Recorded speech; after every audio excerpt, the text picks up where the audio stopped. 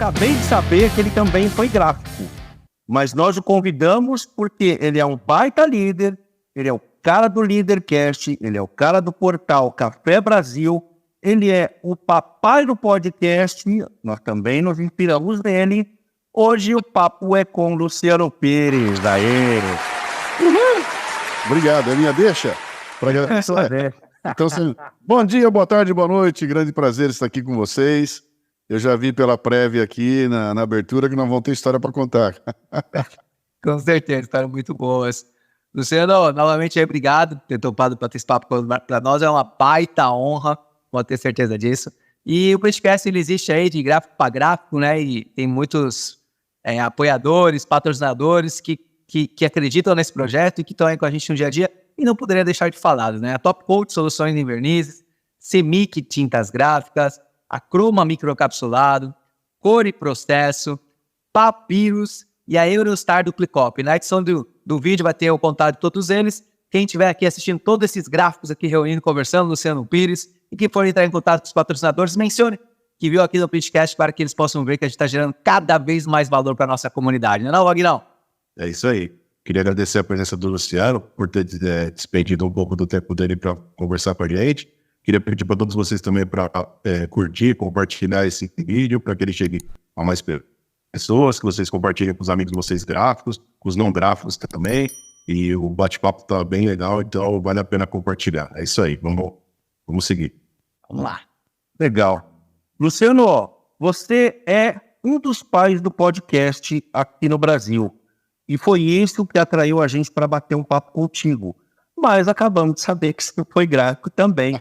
E vai ter que começar com isso, cara. Explica essa história.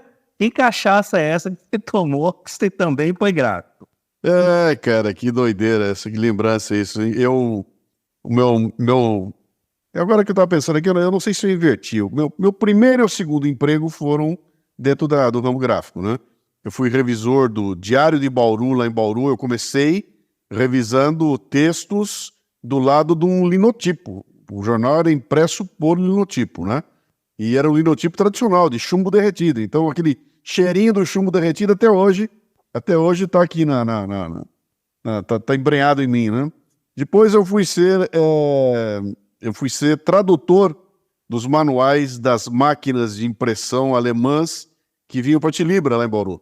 Compravam umas máquinas gigantescas alemãs, vinham os manuais dessa grossura e alguém tinha que traduzir, e eu era um garotão lá que estava lá traduzindo os manuais. Então eu estava de novo dentro do mundo gráfico, né?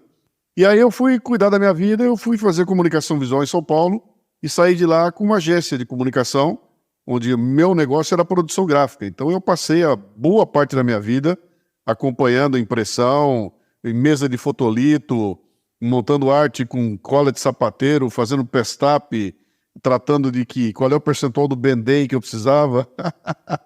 Todo um linguajar aí, letra 7, letra tone, tudo aquilo que eram novidades que iam surgindo, eu fui fazendo. Então eu tenho assim o privilégio de ter feito uma carreira no ramo gráfico que saiu do linotipo e chegou no digital de hoje, né? Eu tô aqui agora tô trabalhando com digital direto, então eu participei de todo o processo de evolução tecnológica. Um pouquinho mais eu pegava o Gutenberg, só não peguei porque eu não nasci tão antigamente assim, né?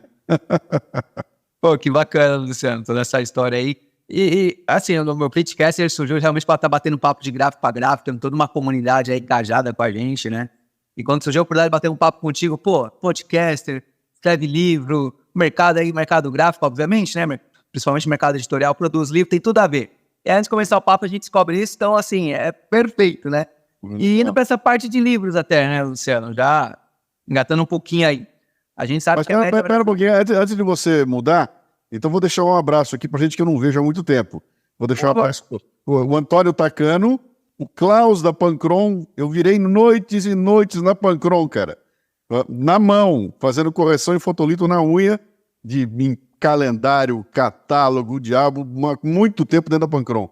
Então, amigos que eu nunca mais vi, depois eu perdi contato, nunca mais vi essa turma toda aí, mas aprendi muito com eles lá. Que bom. Antes de eu comentar o livro, só agora comentando, meu primeiro emprego foi na Atacano, tá? Eu comecei minha história profissional dentro da Atacano 97 como menor aprendiz ali.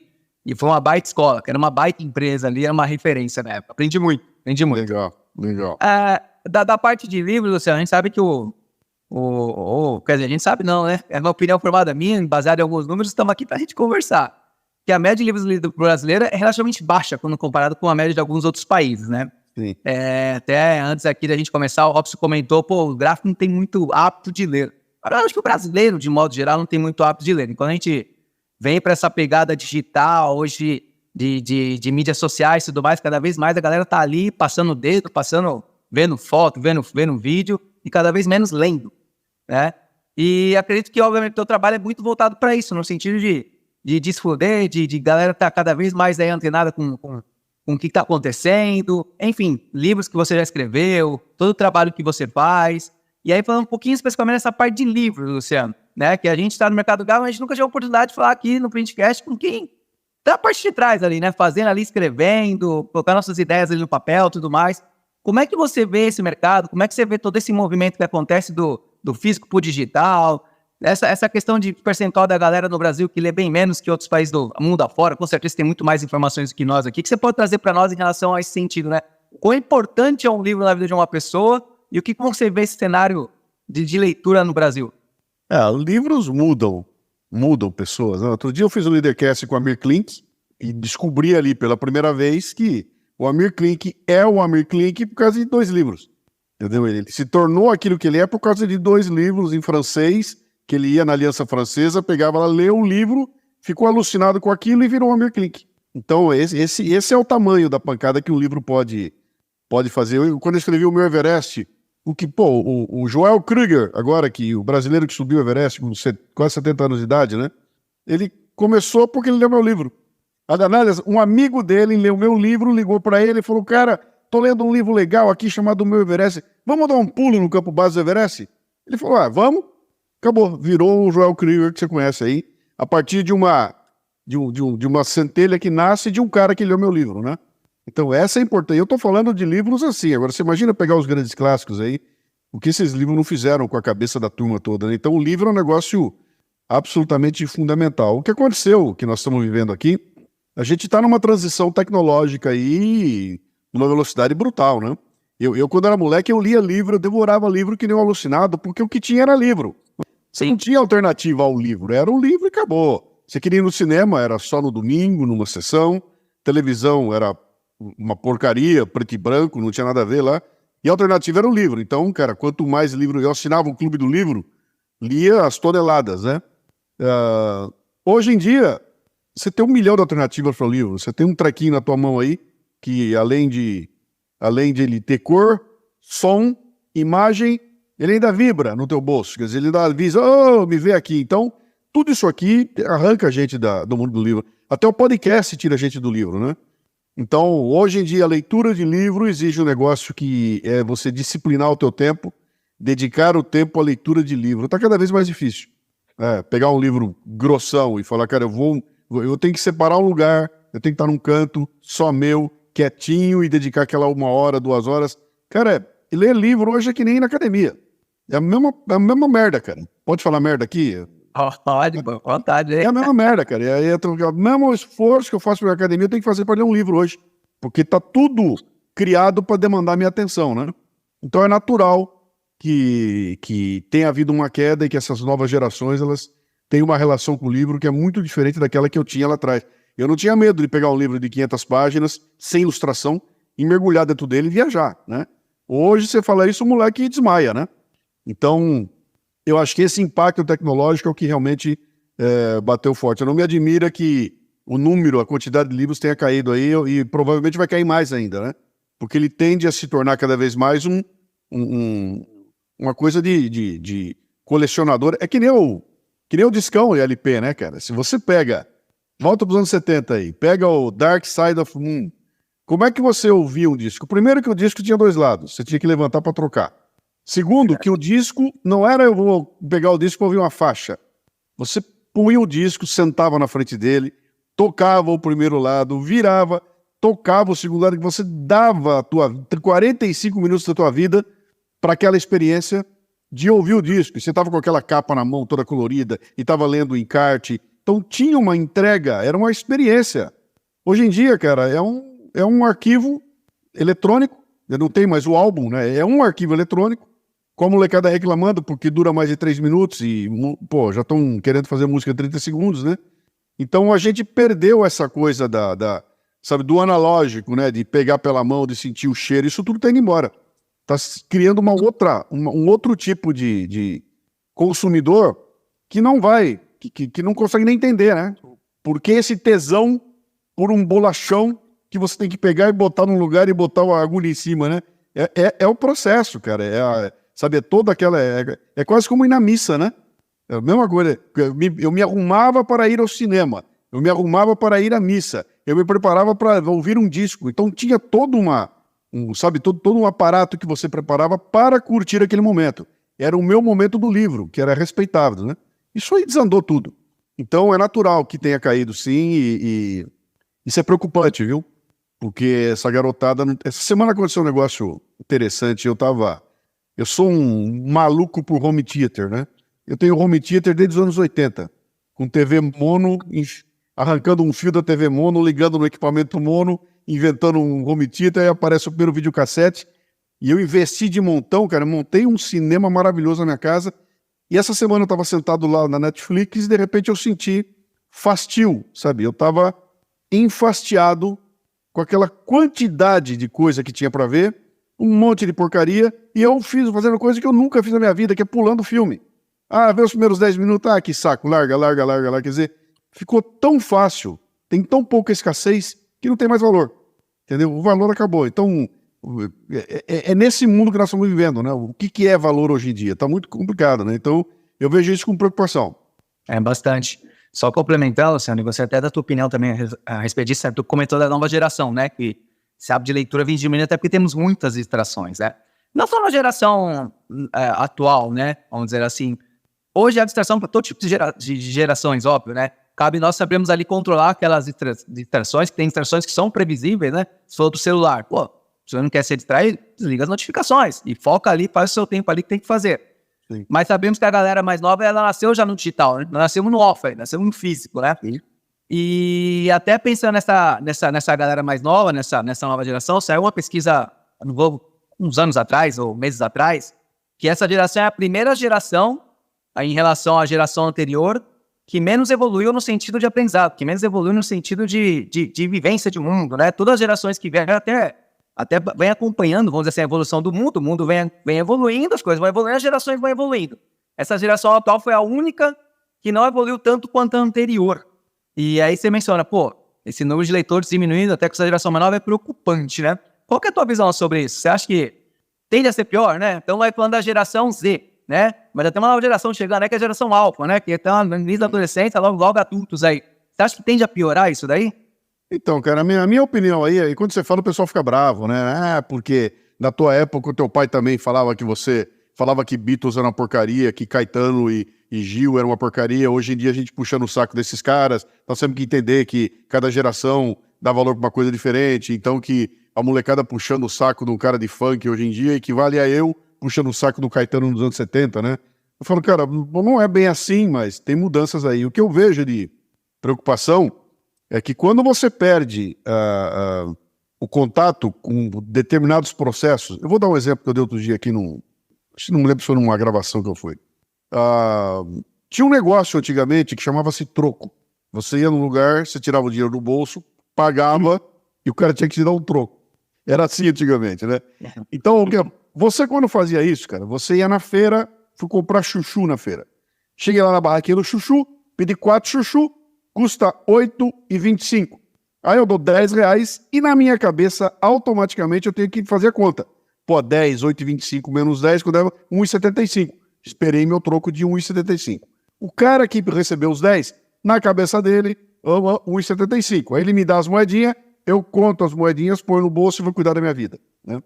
Isso era a coisa mais normal, acontecia o dia inteiro. Então você tinha que estar o tempo todo utilizando uma certa parte do teu cérebro para fazer conta. Você estava fazendo...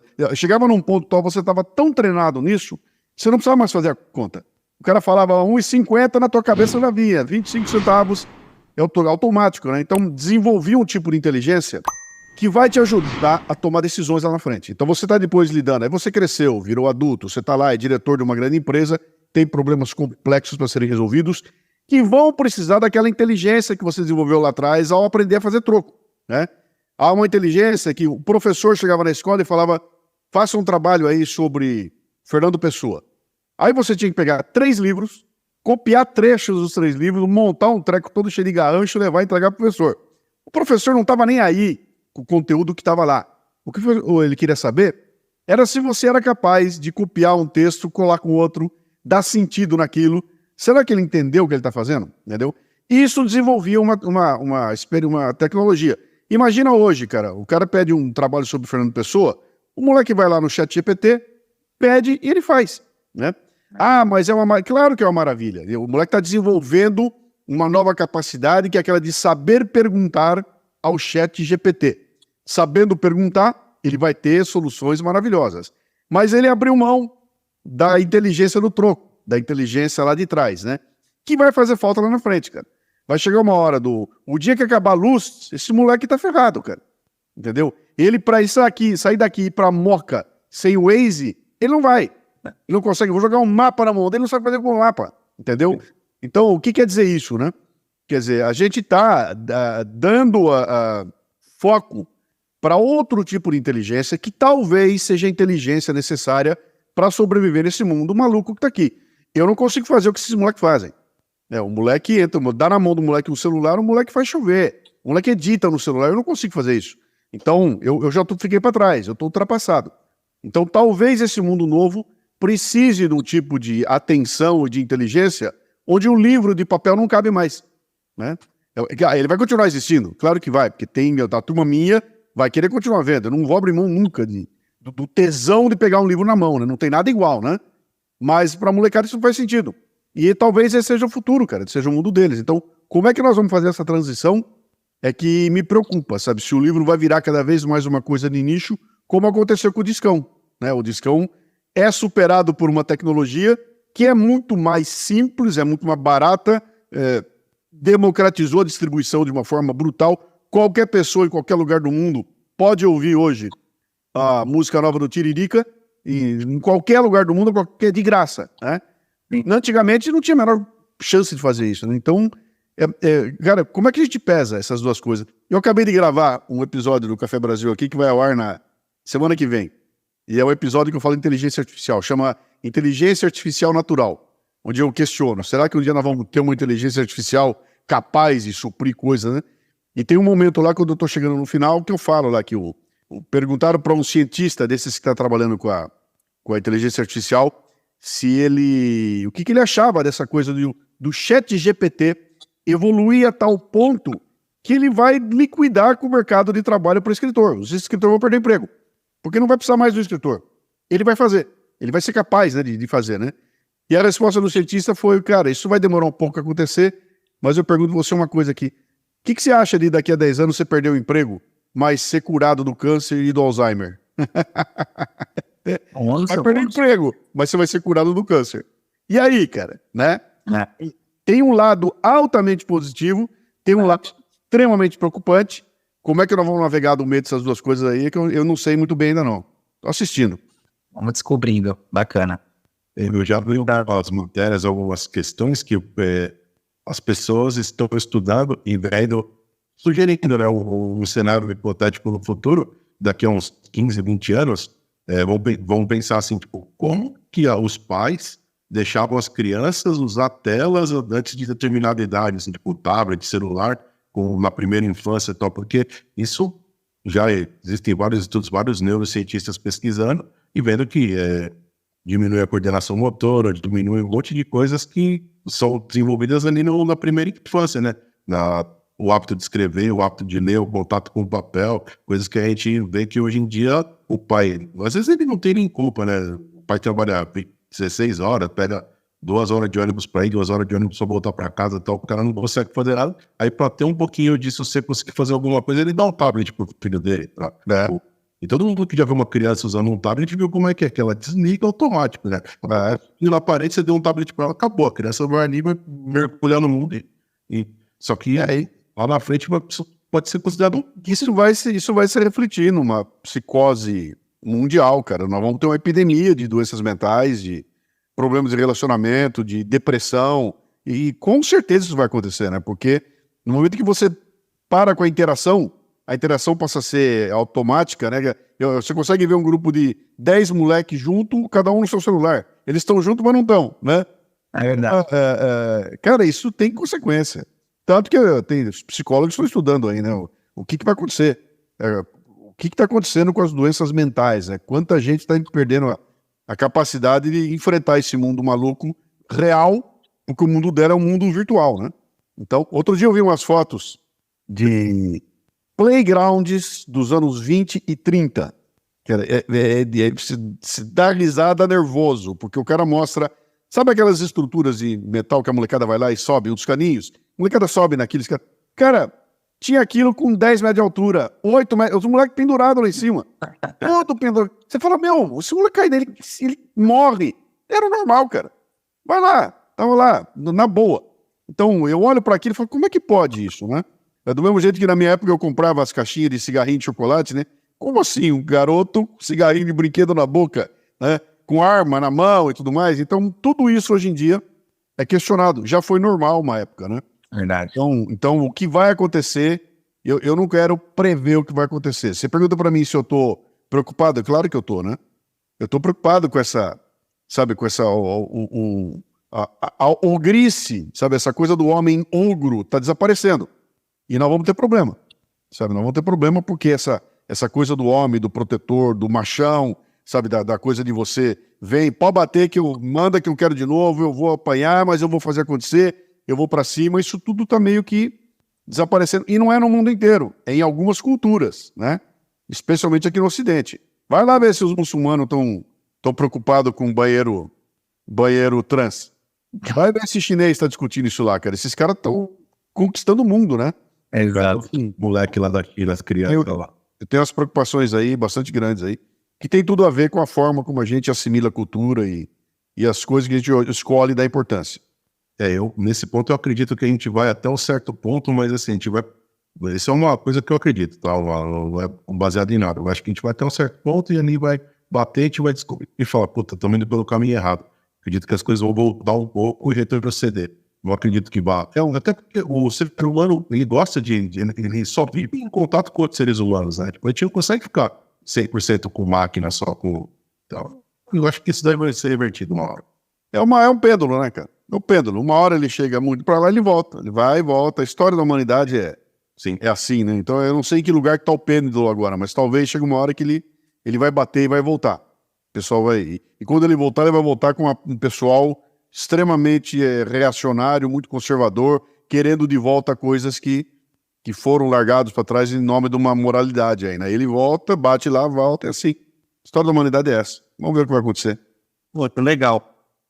Com relação a ChatGPT, a gente tem um grupo de amigos e uma das nossas diversões é ficar compartilhando as bobagens que o ChatGPT sugere. Como a gente tem um pouquinho mais de vida, todo mundo ali tem pelo menos 50, 60, a gente dá risada, cara, é incrível. E muitas vezes a gente se pergunta, os caras estão se fiando nisso aqui, mas é isso aqui que está informando os caras? Porque ele, de certa forma, ele é editável, ele pode ser controlado por alguém e pode ter um flautista de Hamelin tocando ali o ChatGPT e jogar todo mundo pro buraco, se quiser, ou jogar para onde ele quiser, para onde vai o interesse dele. E eu acho que nas coisas fora dessa inteligência artificial, eventualmente são menos inteligentes, mas acho que são menos artificiais. A gente precisa ter esforço, né?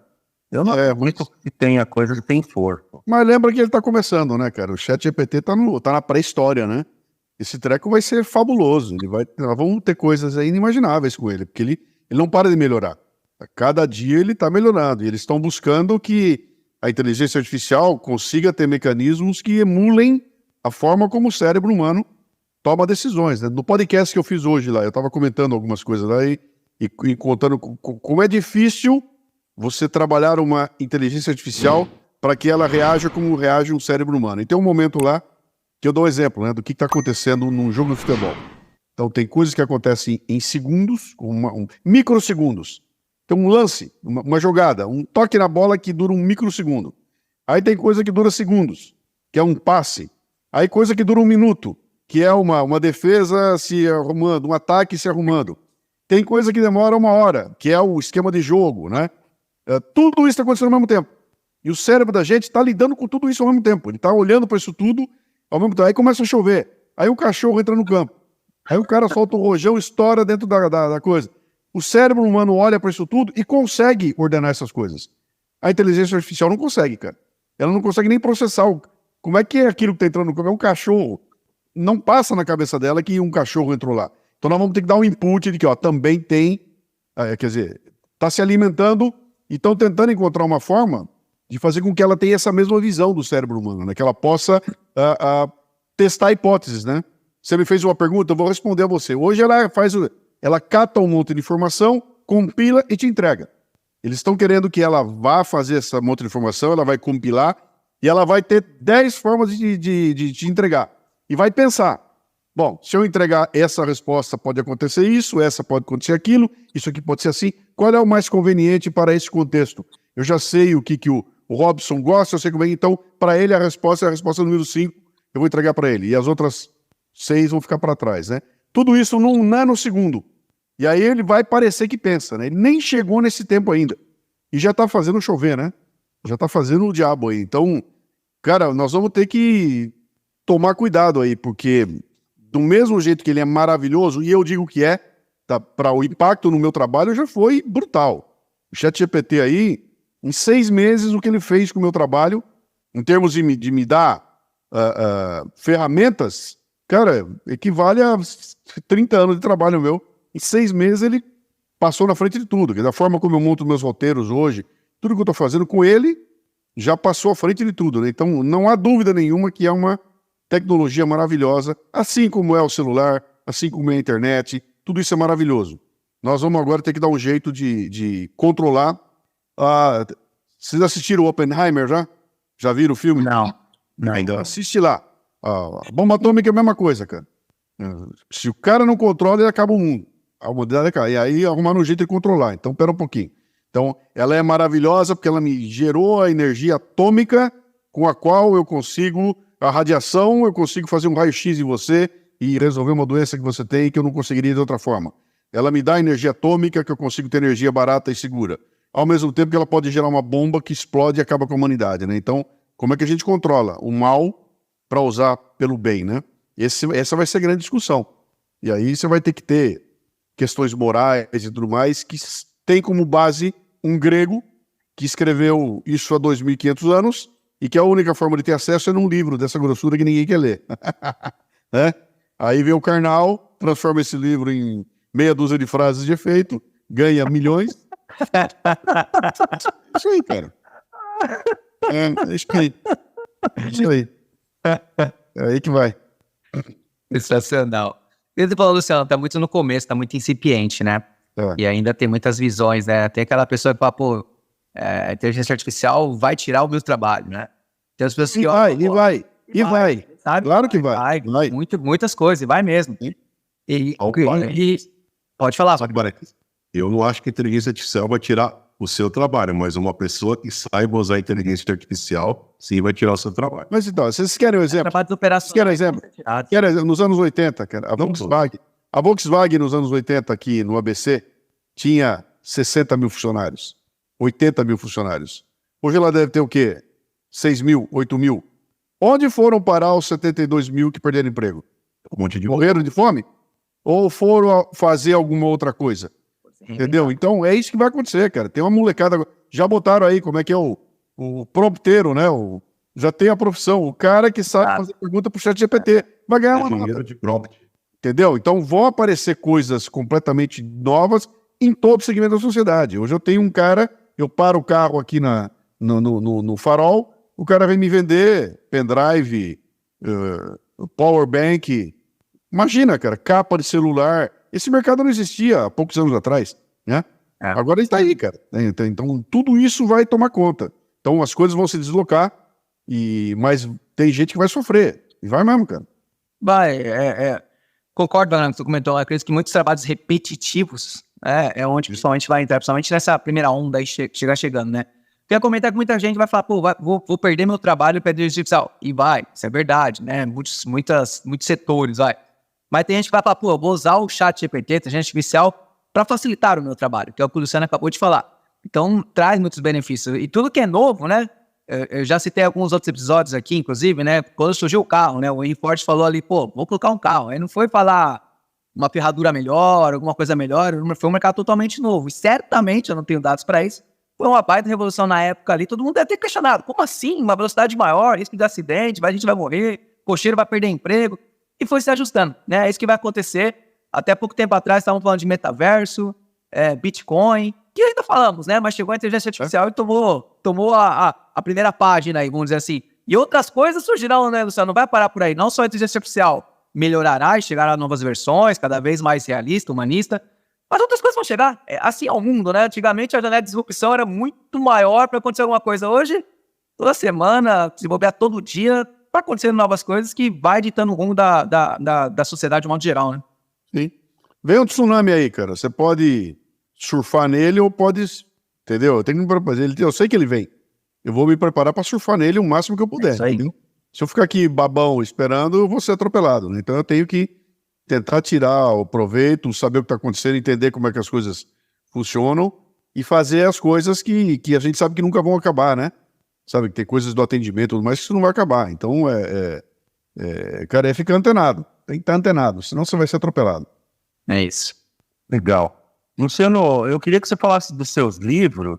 Você escreveu alguns que eu saiba, Me Engana Que Eu Gosto, Brasileiros Pocotó, Meu Everest, Verdades e Mentiras, e tem mais? Escrevi 10. Tem mais. Como? O primeiro chamou Ninhal. Estou mal informado. O primeiro chama-se Ninhal. É um livro de uma viagem que eu fiz para o Pantanal do Mato Grosso, virou um livro fotográfico maravilhoso. O segundo chama-se Lendas Brasileiras, que é uma recuperação de várias lendas do Brasil e reescrevi essas lendas para recuperá-las. Depois eu fiz o Meu Everest. Aí eu fiz Brasileiros Pocotó. Nós que Invertemos as Coisas. Diário de um Líder. Me Engana Que Eu Gosto. Cafezinho. Café Brasil 10 anos e o Verdades e Mentiras. Cada um deles de um período diferente, né? Todos eles se tornaram peças impressas. Ou algum deles é totalmente digital? Todos eles impressos. Todos eles impressos. Não fiz nenhum digital, não. O digital saiu depois do impresso, né? Legal. E foi montado para ter a versão digital e impressa, mas eu nunca abri mão do impresso. E o digital, ele chega a superar impresso em distribuição? Mas nem em sonho. Nem em sonho, cara. Cara, quando o digital estourou, que começou aquele rolo todo, que tinha lá, lembra, Submarino vendendo digital, aquela coisa toda, pá. Eu lancei, eu não me lembro qual livro foi, se foi o Pocotó, que eu lancei a versão digital. E os caras mandaram pra mim uma mensagem, cara, teu livro veio pra primeiro lugar, tá na capa, e, cara, tá estourando de venda. Eu, puta que maravilha, quantos? 200. 200. 200 era o número do digital, entendeu? Não era 2.000, era 200. E continua igual, cara. A proporção aqui eu vendi, sei lá, do Verdades e Mentiras, eu devo ter vendido... O Verdades e Mentiras é um livro independente, sem distribuição, vendido exclusivamente na minha loja, online, tá? Então ele não tem distribuição. Eu vendi 1.000 livros, devo ter vendido 100 digital. 10%. O resto é tudo brochura e capa dura.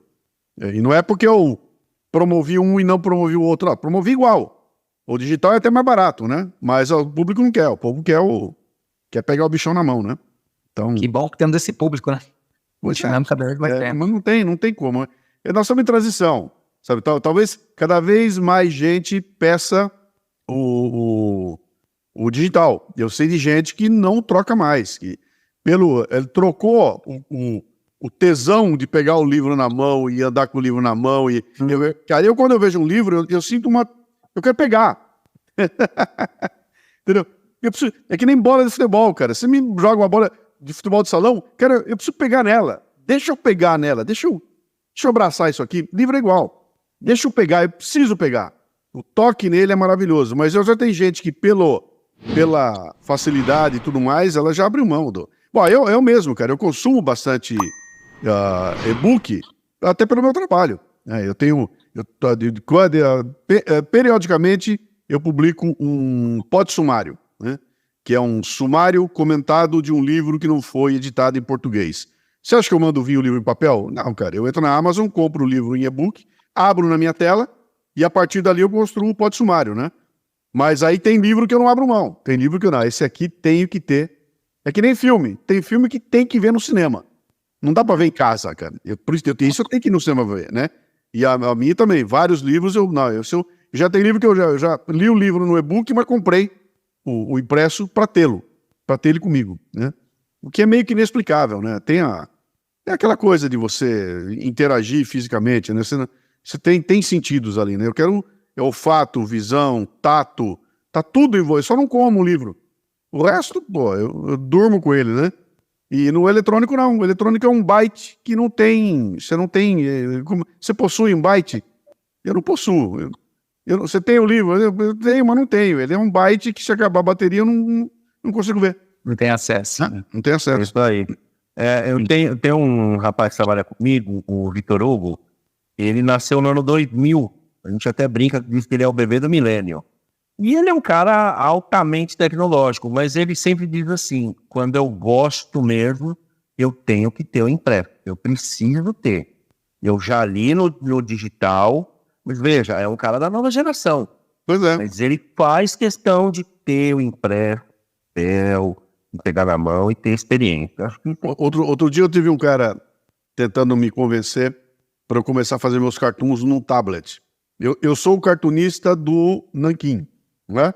Bico de pena, nanquim no papel. Então, tem um lance ali da pressão da mão no papel, do ruído, sabe, do traço, tudo no papel, que tem um lance ali que não dá para trocar. Quando você vai para o tablet, aquilo tudo desaparece. É uma pena deslizando numa outra... Não tem mais aquele atrito que tinha lá, né? É tudo diferente, né? E faz uma baita diferença. O resultado é excepcional, mas não tem aquilo tudo. Então o cara tentando me provocar. Cara, você tem que usar. Eu falei, olha, a impressão que eu tenho é que quando eu faço um cartoon no tablet, é como se eu estivesse transando com uma boneca inflável maravilhosa. Entendeu? A boneca maravilhosa, cara... Mas, bicho, é uma boneca inflável, cara. Cadê o tesão? Cadê o barulho? Cadê o risco? Cadê a mesma coisa no livro, cara? Cadê o barulhinho de virar? Cadê a dobrinha na linguinha ali pra prender onde eu tava, né? Sabe, cadê eu quero riscar na caneta, cara.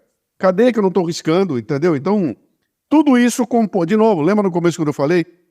Todo aquele processo para você ouvir um bolachão, uma coisa, cara. Tem um processo para ler meu livro, né?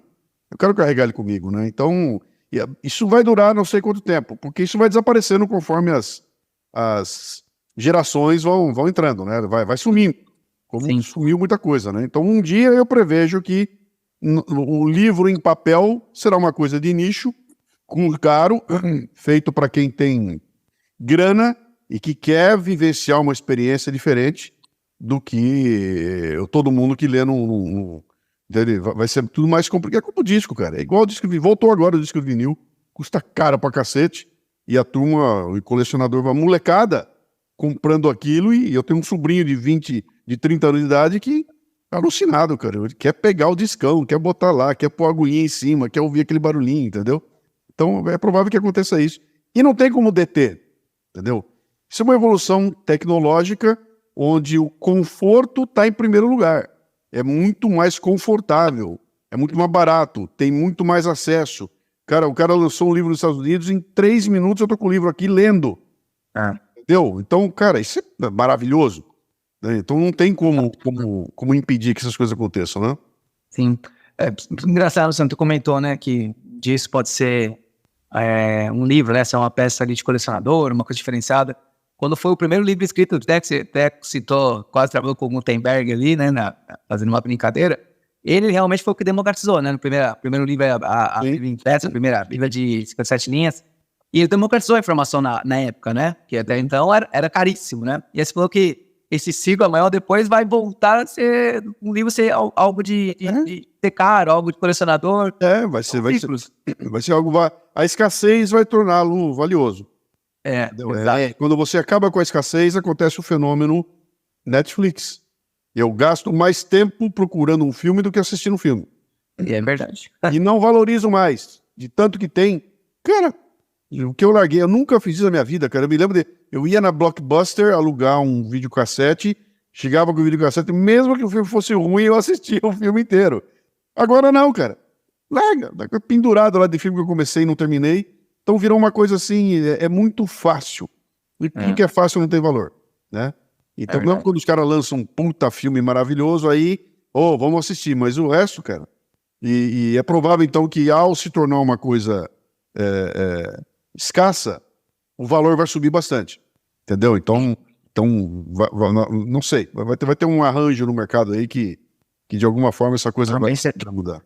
Interessante. Luciano, só queria, se possível, explorar um livro, que é o Verdades e Mentiras, né? Sim. Eu cheguei a ver um pedacinho quando foi no Incentivadores do Ricardo Jordão. Eu até fiz uma brincadeira, achou que o pessoal que... um outro artigo, de uma outra situação ali, o pessoal achava que era um erro de digitação e que, na verdade, eles entenderam, né? A ideia ali, né? E tu diz que ele é um comunicador de formação, certo? Um cartunista de nascença e um crítico social de vocação. E o Verdades e Mentiras, eu acho que vem mais ou menos nesse sentido. É por aí mesmo, essa é a ideia ali, que tu... Né, você coloca a tua visão ali sobre o que está acontecendo hoje no mundo atual em relação a essa intoxicação de tela que nós temos no sentido de informação, de mídia, de um monte de situações ali que é colocado para nós, e a gente, até uns anos atrás era só uma emissora e a gente acreditava naquilo que falava. Hoje tem várias, porém ainda assim existem muitas mentiras ali que são contadas. É mais ou menos esse cenário que você coloca ali no livro? Esse livro começou a ser escrito nos anos 90, né? Nos anos 90 eu fazia palestras para o pessoal de autopeças e tudo mais, e dentro da palestra eu já colocava algumas coisas que tinham relação com acontecimentos, como a imprensa trabalhava a informação e tudo mais. E foi lá, acho que foi em 96, 97, que eu criei esse termo, Verdades e Mentiras, dentro de uma palestra. Porque eu vinha conduzindo e eu mostrava uma porrada de exemplos que estão no livro daquela época, 97, 98, 99. E aí eu parava e falava, bom, cara, que nome eu dou para uma mentira que é apresentada de tal forma que parece verdade? Uma mentira que parece verdade. Eu vou chamar de mentira. Mas verdade é muito mais legal. Então ficou Verdades e Mentiras, né? E eu usava na palestra. Tinha um quadrinho na palestra, a turma dava risada, aí eu contava o que era uma verdade, como é que era feita uma verdade. Verdade, isso foi nos anos 90. E de lá para cá eu continuei. Depois eu virei escritor... podcast, e só fui acompanhando a coisa piorar.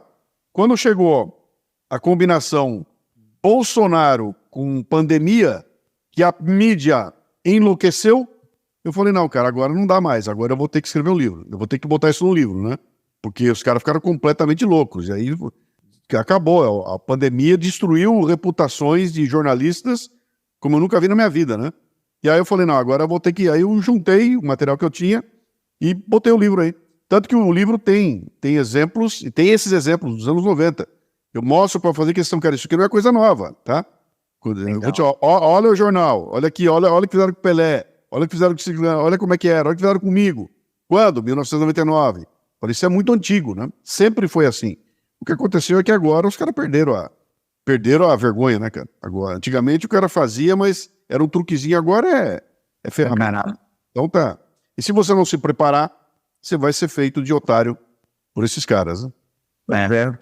Foi nesse contexto aí que eu cheguei no Café Brasil. Eu acompanhava o Jordão, deve ter uns 6 ou 7 anos.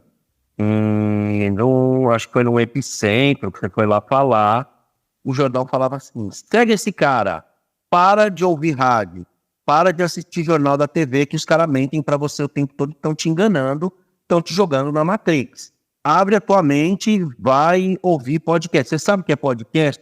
Cara, ele explicava didaticamente. Você sabe o que é? É desse jeito, é dessa forma. Você vai lá. Eu comecei ouvindo no site. Você tinha o player, não sei se tem ainda. Você tinha o playerzinho no site. Hoje eu recebo no WhatsApp. Mas era o player no site. E depois coloquei dentro de um acabamento de podcast de smartphone, e você não para mais, porque você se liberta. Quando você descobre que estão mentindo pra caramba pra você, um filme de trouxa, você se liberta de uma tal forma, não consigo mais.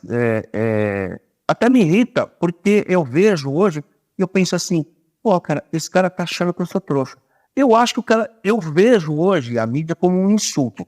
Pra mim é um insulto, porque eles realmente estão achando que eu sou otário. Eu sou pocotó. Graças a Deus eu não sou mais. Cara, e tá cheio de podcast que também acha, tá? Que também tá mentindo de montão, eles são uns malucos, cara. Então o problema não é o meio, né? O problema todo aí é que o podcast, ele implodiu com uma hierarquia que existia no mercado. Você tinha uma hierarquia, você tinha o seguinte, olha, se eu quiser conteúdo, eu tenho que ligar a Rede Globo às 8 da noite para ver o Fantástico. Se eu ligar às 7h30 ou 9, eu não vejo mais, entendeu? E o que eu tenho para ver é o que ela está me mostrando. Tem alternativa? Não, não tem. Era 4 rádio, 4 TV, e assim foi, durante séculos, né? Quando a rede social chegou, e o podcast está dentro desse pacote todo, né? Ela implodiu com isso. Então não tem mais hora para ver, não tem mais o conteúdo entregue e é isso e deu. Os caras chegaram e falaram o seguinte, ó, bicho, quem detém a distribuição são esses 4 ou 5 caras aqui. A partir de agora, a distribuição está nessa nuvem aqui. Você pode pegar o que você quiser, a hora que você quiser. E aí, implodiu tudo, né, cara? Aí destruiu tudo, porque eu passei a ser o dono de montar a minha playlist, né? E eu monto a minha playlist com os podcasts que eu quero ouvir, dos temas que eu quero saber, e eu consigo ouvir esse tema com uma visão A e com uma visão B ao mesmo tempo, sem ter ninguém intermediando, ninguém no meio do caminho, passando pano ou mudando cores, né? E aí mudou tudo. Só que essa mudança exige uma mudança minha como audiência. A audiência dos anos 70 do Jornal Nacional com o Cid Moreira não pode ser a audiência do podcast do Luciano Pires. Tem uma diferença. Era um sujeito estático, sentado, recebendo um monte de coisa, indo pensar no assunto. No podcast, não, cara. É uma audiência ativa com o cara com o tweet aberto na frente dele. Falei uma bobagem, ele me destrói em 15 segundos. E eu vou ler isso. Não, ele não vai mandar uma carta para a emissora, para quem sabe a emissora entregar para mim. Não, ele vai botar em público. Ô seu idiota, esse idiota falou um negócio errado aí, tem que matar esse cara. Isso vai estar num tweet em público, todo mundo vai ver. Né? E ficar esperando a minha resposta. Entendeu? Então é um ambiente que é completamente diferente do que era lá atrás. Né? Então ele traz uma responsabilidade para quem é audiência. É preciso ter uma ética da audiência que ela não está resolvida ainda. A ética da rede social não tá bem trabalhada, ela está cheia de furos, né? Tem uma outra ética, que é a ética de quem tem o microfone. Então, na Rede Globo, por pior que seja, tem uma responsabilidade lá, cara. Aquilo é uma empresa. Se o cara fizer uma cagada, tá certo em todo mundo, né? O dono vai mandar ele embora. Quando eu estou fazendo um podcast, eu sou o dono. Eu falo o que eu quiser aqui, eu boto o que eu quiser no ar, né? Botava, né? Hoje em dia eu tenho que tomar muito cuidado, né? Mas, de qualquer forma, tem que ter uma ética ali. Tem uma moçada abrindo a câmera, abrindo o microfone e dane-se, cara. Falo o que eu quiser, mostro, comento qualquer coisa, falo de qualquer assunto, mesmo que eu não domine, vou dar minha opinião. Então vira um mundo que é tão rico, é tão fragmentado, que lembra da história lá do troco? Aquela inteligência do troco era o que eu ia precisar agora, cara. Pera um pouquinho. Como é que eu escolho no meio dessa coisa tão fragmentada aquilo que realmente me interessa, né? Que eu vou alimentar minha mente com o quê? E com essa coisa de algoritmo, então, isso é tão maluco que ele te consome sem você perceber. Eu não percebi que eu fiquei 15 minutos vendo dancinha no TikTok. Eu nem percebi. Mas foram 15 minutos. Seguido, não, ao longo do dia. Final do dia. Faz a conta, cara. Tá? Se você ficar 5 minutos por dia vendo merda no TikTok, serão 35 minutos por semana, 150 minutos a cada 15 dias. Não, é isso? 5 minutos. 5 vezes 35, 70, 140 minutos do teu mês você gastou vendo dancinha no TikTok. Dava para ler um livro de 100 páginas. Verdade. Entendeu? Você não ganhou nada vendo a dancinha. Com o livro você podia mudar a tua vida, né? No entanto, você entregou o teu tempo para lá e nem percebeu, cara. Você nem fez a conta. E eu falei 5 minutos, hein? É muito mais que isso, hein? É verdade. Então, Aproveitando que a gente tá falando desse sistema de podcast, você podia contar pra gente de onde saiu a sua inspiração? Você aqui é um cara que é precursor no podcast no Brasil, né? Você podia trazer pra gente um pouquinho da sua história nesse sentido? então eu era palestrante, né? Eu sou palestrante, eu fazia muita palestra. E um dia eu estava almoçando com um colega meu de palestra também, ele falou para mim, pô, e eu comentei com ele, falei, cara, eu tô pensando num jeito, como é que eu faço para ampliar o alcance da palestra, né? Aí ele me deu a dica, falou, cara, então para você ampliar a tua audiência, vai pro rádio, cara. E eu nunca tinha pensado em rádio, né? Imagina. E aí eu fui, ele me fez o contato lá na Rádio Mundial, eu fui lá e a Rádio Mundial tinha um padrão.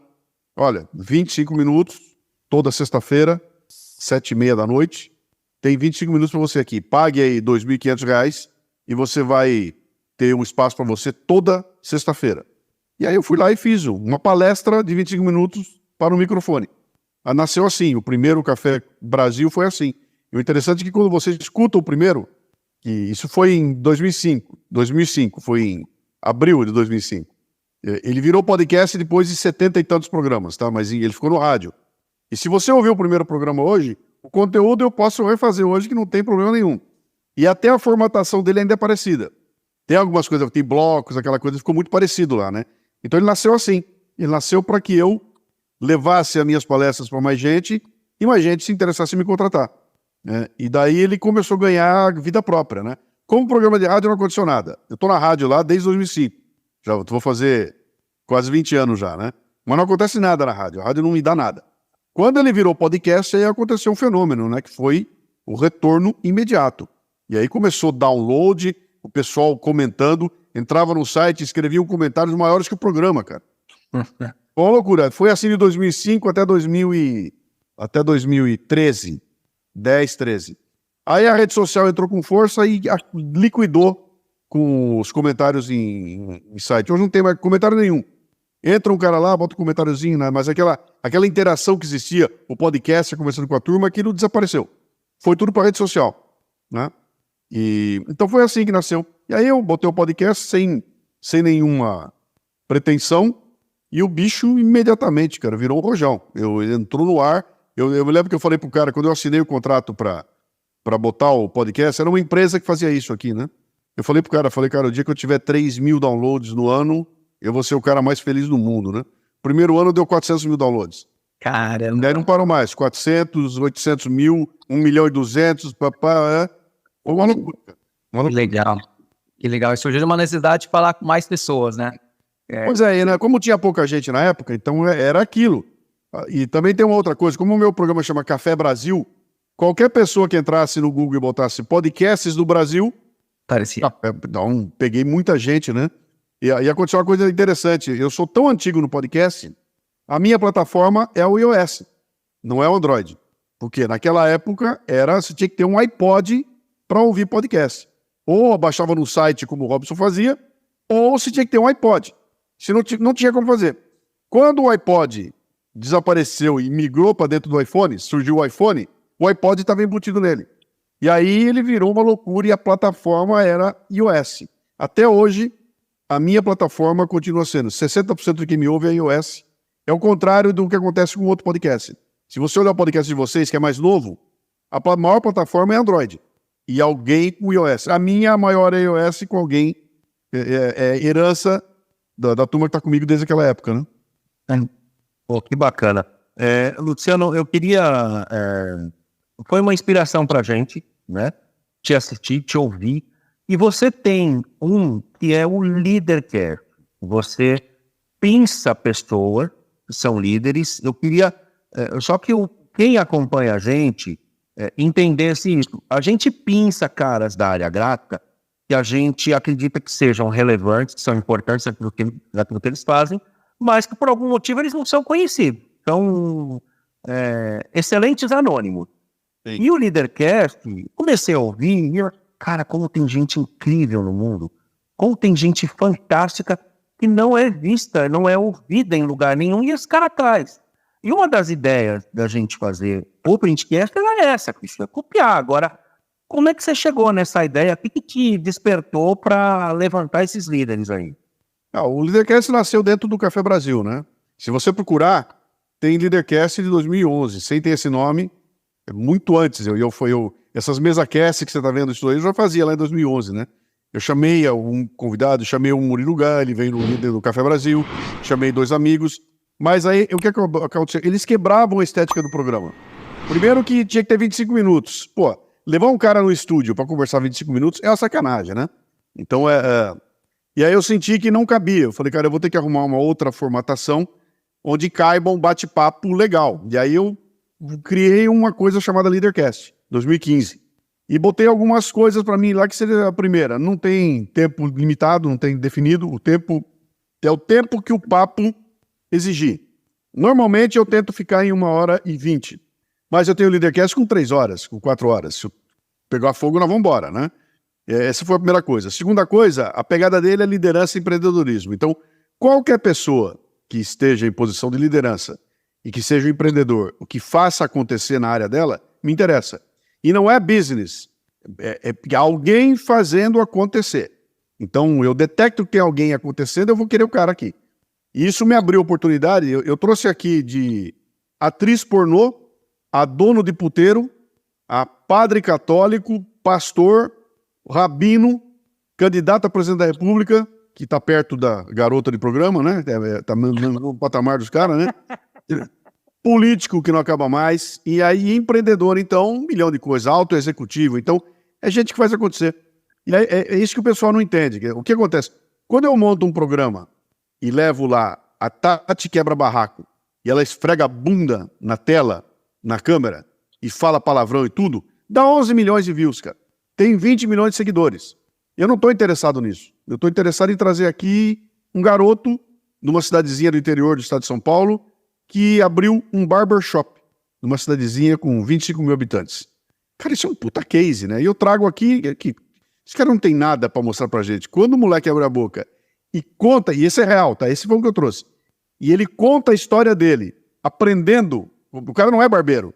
Ele resolveu fazer e ele aprende como fazer, e para fazer diferente, ele vai pro YouTube, começa a ver barbeiros holandeses, sem falar uma palavra de holandês, e só assistindo os caras, ele aprende a técnica, aprende o ferramental e tudo, e monta um barbershop na cidadezinha, que é um negócio maluco, uma cidade onde só tem ogro, né?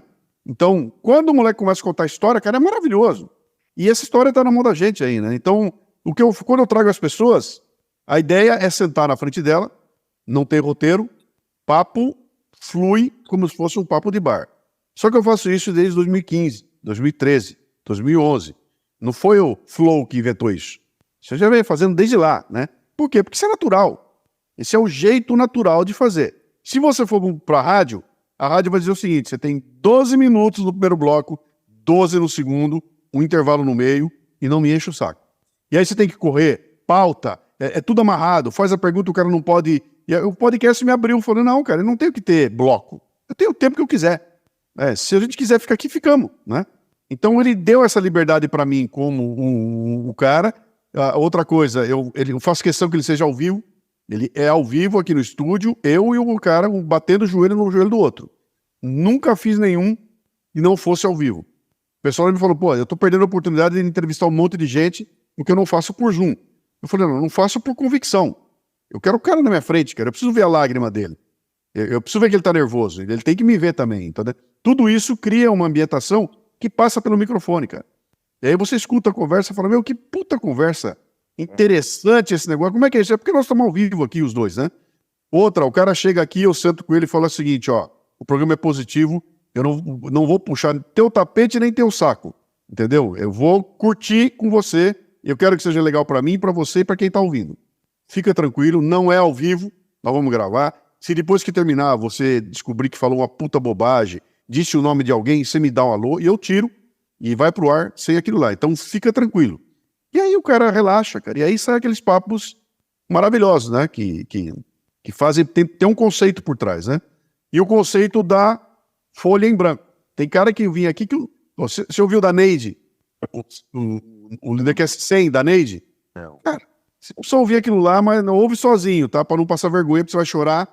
Aquilo foi uma loucura, cara. A mulher chegou aqui e o que eu sabia dela é o seguinte: é uma mulher que faz corrida de rua, na periferia. Eu falei, tá bom, vem aí, sentou na minha frente, cara. 3 minutos de programa. O Leadercast número 100 era o Olavo de Carvalho, gravado lá na Virgínia, nos Estados Unidos. Eu estava com tudo preparado para ir para lá, gravar com ele. Quando eu terminei a Neide, eu falei, Neide, você acaba de gravar o Leadercast 100. Vai ser seu. Eu vou fazer o do Olavo, mas o 100 é o teu. Já é o enfim. Não tem o que o Olavo diga que ganhe dela, entendeu?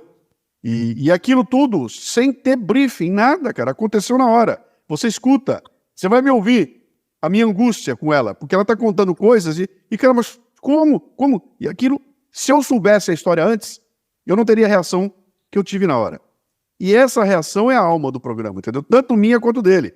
Pô, é uma delícia quando eu tô conversando com o cara, ele vira pra mim, pô, ninguém nunca me fez essa pergunta. Isso é uma delícia, entendeu? Porque não tem nada programado. O cara vai ter que parar, pensar, elaborar e soltar a resposta, e aí saem coisas maravilhosas, né? Agora, para fazer isso, tem que ter a manha, né? Você tem que estar conectado com o cara, tem que estar interessado no cara, tem que ouvir a história e deixar a história continuar, não pode fazer picadinho, não pode interromper. Agora vamos mudar de assunto. Não. O assunto só muda quando esgota, né? Até porque a próxima resposta que ele me der vai provavelmente provocar a outra pergunta, que eu não sei qual é. A pergunta vai surgir no meio da resposta dele. E aí dá esse fluxo de conversa. É um papo, né? Eu gravei aqui Bruno Garchagen sexta-feira e trouxe um assinante meu que sentou aqui para assistir. A gente fez a gravação, terminou a gravação, eu cheguei para ele, e aí, o que você achou? Ele falou, cara, eu não tinha a menor ideia que era um papo direto. Eu achava que vocês conversavam um pouquinho, parava, arrumava, voltava, depois você emendava tudo. Eu falei, não, cara, liga, vai, terminou, acabou. Que é o que essas mesas cast fazem hoje em dia, né? Mas esse modelo aqui já existe desde 2013, né? Que também não é novidade não, hein? Eu estou fazendo aqui o que a Marília Gabriela fazia na televisão. A Leda Nagli, entendeu? Esses grandes entrevistadores, que basicamente a Marília Gabriela e a Leda Nagli são dois foda. E eu faço o que elas faziam lá. Só que elas estavam amarradas pela TV. E eu não tô. Entendeu? Então eu faço o que elas faziam. Repara, quando vocês forem ver a entrevista, repara, pega os programas da Gabi e vocês vão ver a tremenda diferença que é. A Gabi faz o programa encurvada na direção do entrevistado. Ela está em cima do cara. E ela constrói a pergunta dela a partir da resposta que o cara dá, vira uma conversa maravilhosa. Ela não está preocupada com a produção, loja, não tem uma mesa entre ela e o cara, sabe, aquela puta mesona. Não, é uma mesinha, né? Ela está muito pertinho do cara.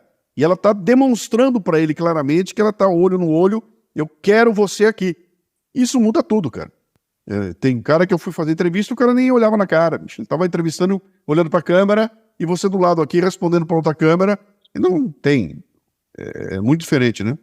Teatral, né? É isso. Isso é a história do Leadercast. Espera. O Leadercast que, né, para quem acompanha a gente, foi inspiração para a gente fazer o Printcast e levantar os líderes aí da indústria gráfica que a gente conhece. A gente queria que todo mundo soubesse quem que são. Você vê que legal. Vocês estão criando um documento, cara. E isso que vocês estão fazendo é um documento da história do negócio de vocês, desse segmento. Sabe, uma hora isso tudo vai ser... Vocês vão juntar, vocês vão ter lá 1000 episódios, e esses 1000 são uma biblioteca com a história do segmento de vocês. Verdade. Pô, isso não tem preço. Não vai ficar pro resto da vida, vai ficar pro futuro, né? E como é que você registrava isso antigamente? Alguém tinha que pegar e fazer um livro sobre o segmento, né? Vamos fazer um livro sobre o segmento. Não pode ser muito grande, é muito caro. Podcast pode ser o tamanho que você quiser, cara. Vou bater um papo de 4 horas aqui, que se virasse livro, ia ser um livro de 1000 páginas. Só que eu bati 20 papos. Não dá para fazer 20 livros de 1000 páginas. Mas podcast dá, né? E você vai ter a voz do cara, vai ter o depoimento dele em primeira pessoa. Cara, isso é maravilhoso, bicho. Vocês podem marcar muito bem o segmento. Pô, cara, acho que a gente não tinha ideia disso, hein, senhores? A gente aprende realmente... Tinha que conversar com o mestre para aprender essas coisas. Você começa com um objetivo... De repente você descobre uma outra coisa totalmente diferente. E uma coisa que acontece, Luciano, cada pessoa com quem a gente conversa ensina um monte de coisa. Sim. Cara, você sai transformado, é incrível. Só fazendo para ter ideia do que impacta na gente, do que adiciona.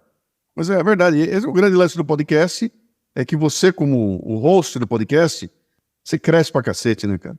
É o que eu sempre falo pra turma lá. Eu fiz um programa recente que falava da audiência, né? Que eu falo, cara, tem cara que me ouve há 15 anos. E o cara o cara tem 32 anos de idade. O que significa que ele começou a me ouvir com 17, né? É normal. Isso é normal. Então você fala, para, dos 17 aos 32, esse cara se formou me ouvindo. Entendeu? Eu fiz a cabeça desse cara de um jeito que eu acho que nem a família dele fez, né? E só o que aconteceu com esse cara, ele vai crescendo. Então a audiência cresce e me empurra pra cima. Eu não posso chegar pra esse cara com nhen. Se eu fizer isso, ele me quebra no meio. Então eu sou obrigado no próximo programa ser mais do que eu fui no programa anterior. Porque senão eu vou ficar repetindo mais do mesmo, né? Por quê? Porque eu tenho um público que não abre mão. Então é aquela história, se fosse um público que viesse ver a Jojo Todinho esfregando a bunda na câmera, era uma outra coisa. Isso daí, conta a piada que tá tudo resolvido. O meu não vem. O meu vem pra ouvir um cara chato, que toca música chata, que fala de tema chato e que me enche o saco.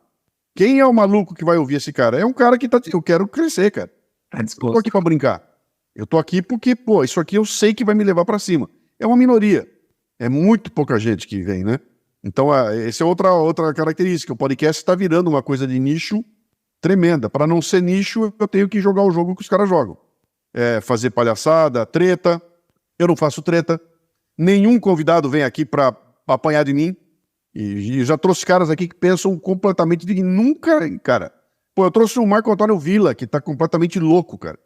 Ele entrou aqui, fiz um Leadercast maravilhoso com ele, porque eu não entrei em política. Eu falei, não dá para falar política com ele. Cara, vamos falar do quê? Vamos falar de história e futebol. Puta, o programa é uma delícia. Aí você acaba de ouvir e fala, pô, eu não sabia que o Villa era tão legal. E ele é um barato, só que ele é louco. Falou Bolsonaro, o cara enlouquece, né? Eu não posso fazer isso aqui. Se fosse outro programa, os caras iam botar pra ter treta, xingamento. Aí explode de audiência. Só que, o que você quer com isso, cara? Eu não quero isso. Isso não me interessa. Eu me interessa um menino que faz o barbershop no interior. Que chega aqui todo humilde e senta aqui, conta uma história que, pô, você termina e você fala, cara, dá pra fazer, tá vendo?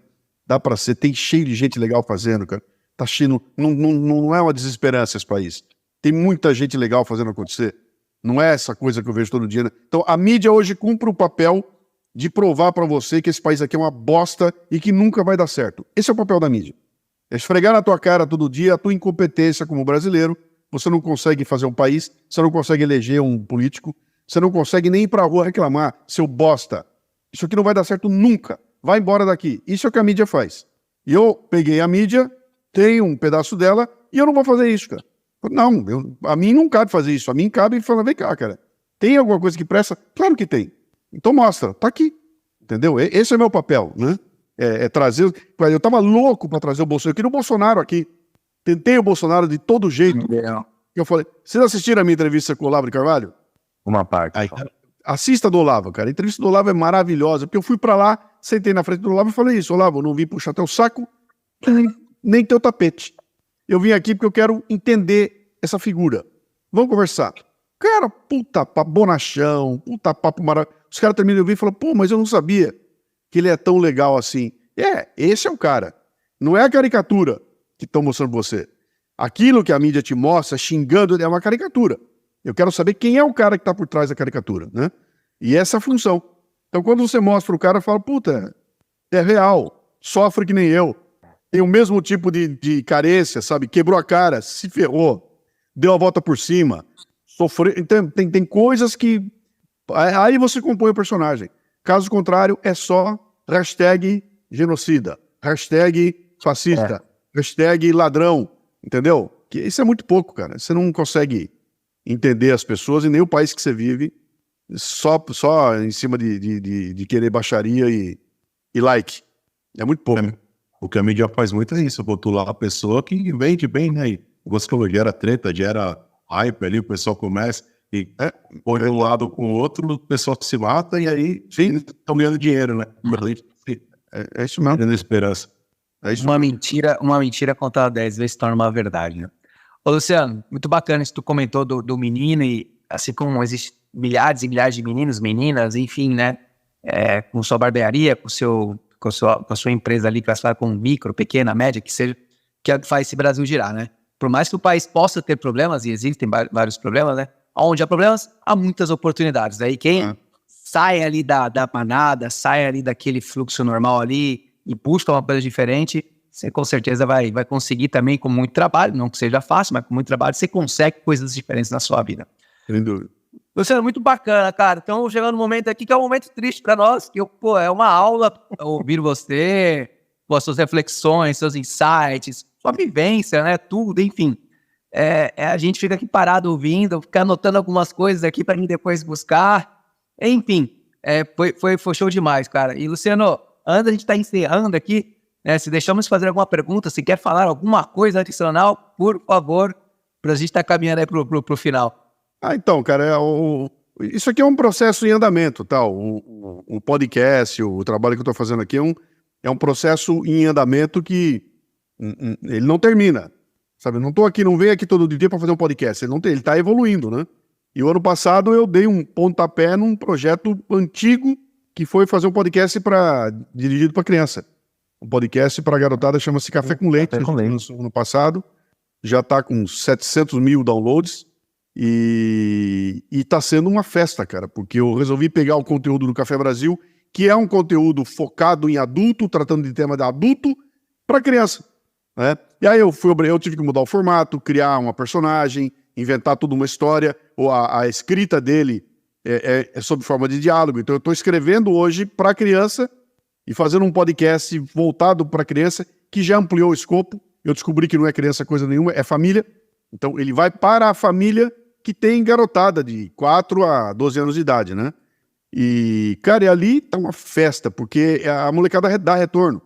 E aí chegam aqui centenas de comentários, e aí você ouve um menininho de 6 anos de idade comentando o que ele ouviu e o que ele entendeu daquilo que ele ouviu. E aí é que você vê a dimensão, fala, pô, essa molecada que vai construir o Brasil, cara. Eu já cheguei neles. O pai e a mãe não tem mais jeito, já não consigo consertar mais. Mas essa molecada, cara, e ali tá uma festa, tá muito legal, e esse vai ser meu legado. E se você falar pra mim assim, ó, pare tudo, só fique com uma coisa, eu fico com Café com Leite. Ele é o futuro, cara. Ele vai ser o futuro. Então, tá sendo uma festa, é uma descoberta legal. Nessa idade minha aqui, você descobrir como é legal você fazer uma coisa, sabe, com consciência, não é pra ganhar like, não é pra vender sandália, não é pra ganhar dinheiro da molecada. É pra tratar de valores morais, sabe, de política, de levar pra essa garotada de um jeito que ela entenda que loucura é essa que esses adultos estão fazendo. Então nós estamos levando lá. E o moleque bota um programa e escuta Caverna de Platão. O Caverna de Platão, escuta a história de Sócrates. No outro ele vai ouvir sobre empreendedorismo sob o ponto de vista do Ícaro, que faz as asas do... Aí eu venho com a história do Minotauro, pra contar pra molecada como é que é ter coragem, entendeu? E nós estamos buscando essas coisas. E tá bem legal, cara. Tá bem legal. Então, que legal. E me alimento de livros, certo? De onde é que vem isso aí? Vem dos livros do Monteiro Lobato, vem dos livros que eu li a vida inteira. É de lá que tá a base. E até hoje, cara, eu preciso de alguma coisa, eu vou recorrer a um livro, né? Por isso, por sorte, eu devo morrer antes de acabar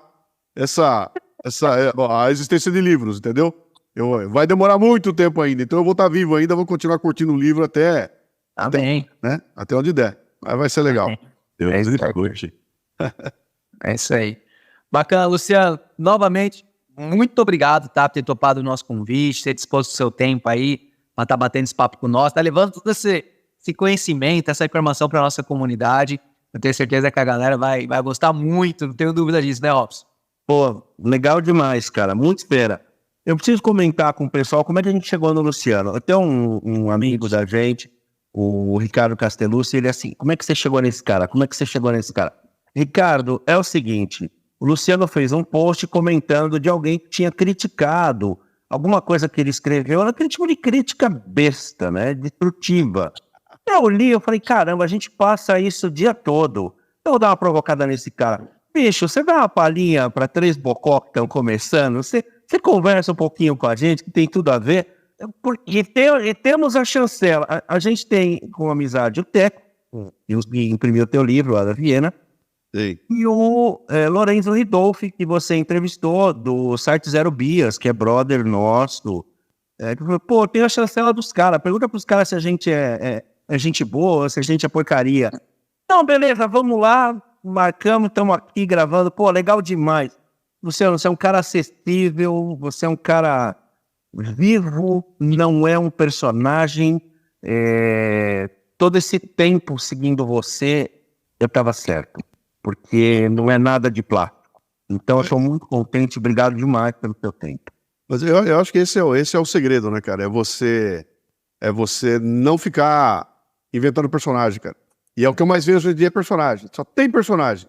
Quando você volta, vou pro mundo real, é outra história, cara. O cara é um personagem. Eu não quero isso, cara. Eu quero... Você vier aqui conversar comigo, vai ser assim. Eu em cima de um palco, eu sou assim. E por quê, cara? É isso que você tem que... Tem um custo, tá? Custa caro pra cacete, porque como eu não jogo a regra do jogo, eu só tenho poucos seguidores. É tudo pequeno. Tem grana, né? Não vem, né? Mas dá pra mim essa chance de chegar aqui de cara limpa, vou dormir hoje à noite tranquilo, sabe, na boa, porque acho que tô fazendo o que é muito certo, né? E oxalá mais gente toque a fazer também. Aí vai ser legal. Aí o Brasil, aí a gente melhora esse país aqui. Aí nós damos um jeito. Tem jeito. Tem jeito. Como tem. Tem jeito. Luciano, nós aqui no já temos um ritual, né? Que não podemos deixar de fazer contigo também. Robson e Vagnão, né? O Luciano é o mais novo o quê, cara? Carimbado é só o podcast. Tá recebendo carimbão aí. Carimbo, é? Luciano. Não sei bem o que é isso. Não sei bem o que é isso, mas deve ser bom. É um legal, legal. Todo mundo que participa conosco aqui recebe um carimbão aí na tela, que faz parte da nossa comunidade. Legal. Também temos uma forma carinhosa de tratar todas as pessoas que passam como um novo queridinho do Printcast, né, Robson? Que legal. Então, seja bem-vindo à família, seja bem-vindo à comunidade. Luciano, novamente, muito obrigado. Valeu demais. Gostamos, tenho certeza, posso falar por todos aqui, gostamos muito, né? Cada um fala por si. Muito obrigado, Luciano, por ter topado, ter conversado. Foi bom demais. Obrigado a vocês aí. Continuem tocando em frente aí. O trabalho de vocês é essencial, eu já falei aí. Vocês podem criar aí um ambiente de registrar a história do segmento gráfico no Brasil, que é responsável por esse país aqui. O pouco que o país sabe, vocês têm um papel muito importante nisso aí. Então, vida longa a todos. Obrigado. Vai, Luciano. Tchau, gente. Valeu, tchau. Tchau.